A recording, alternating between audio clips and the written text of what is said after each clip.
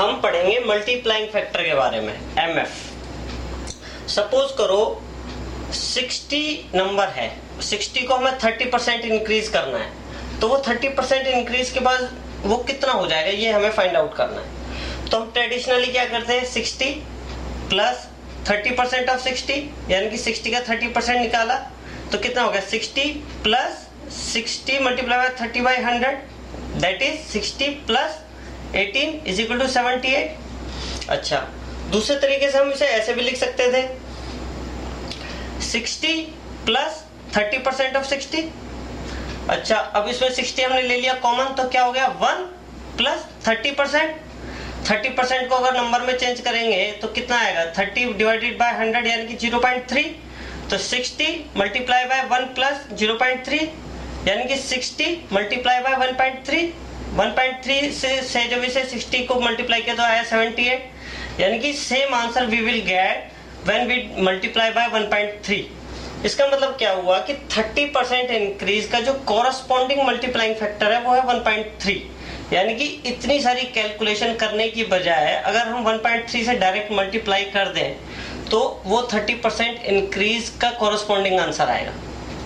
अच्छा, अगर for example अगर हमें 30% इंक्रीज की बजाय 30% डिक्रीज करना हो तब क्या होता, यानी कि ट्रेडिशनली हम क्या करते हैं, 60 माइनस 30% ऑफ 60 यानी कि 60 मल्टीप्लाई बाय 30 बाई 100 यानी कि 60 माइनस 18 इज इक्वल टू 42। अच्छा, इसको हम अगर ऐसे लिखते कि 60 माइनस 30% ऑफ 60 यानी कि 60 कॉमन ले तो 1 माइनस 30% यानी कि 30% 0.3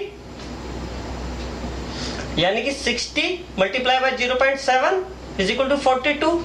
सेम आंसर, यानी कि 30% डिक्रीज का कॉरस्पॉन्डिंग मल्टीप्लाइंग फैक्टर कितना आ गया, 0.7।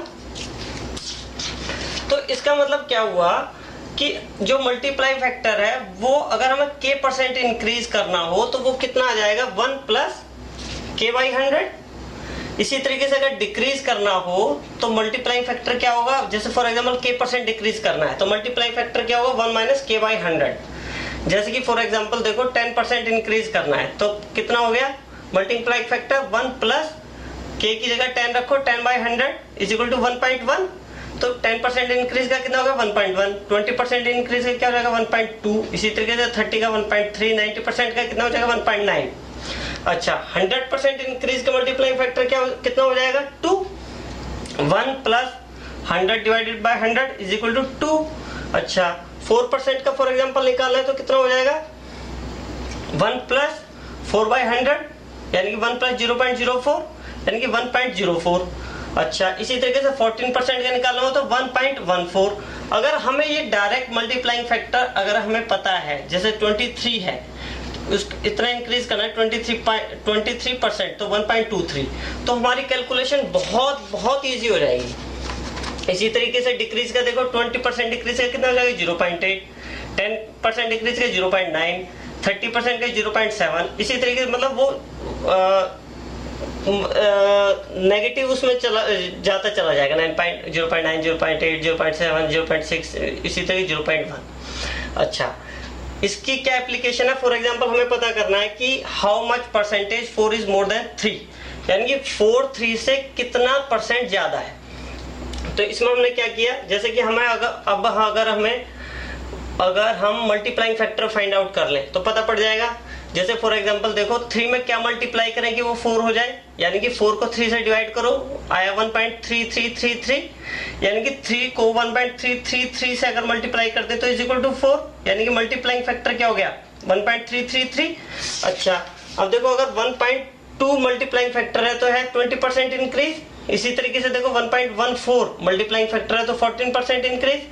इसी तरीके से अगर 1.3333 आया तो कितना ज्यादा हुआ है, 4 3 से 33.33। तो इसका मतलब क्या हुआ, 4 3 से 30.33% इंक्रीज। अगर 3 को 30.33% इंक्रीज कर दिया जाए तो वो 4 हो जाता है, यानी कि 4 3 से कितना ज्यादा है, 33.33%। Thank you.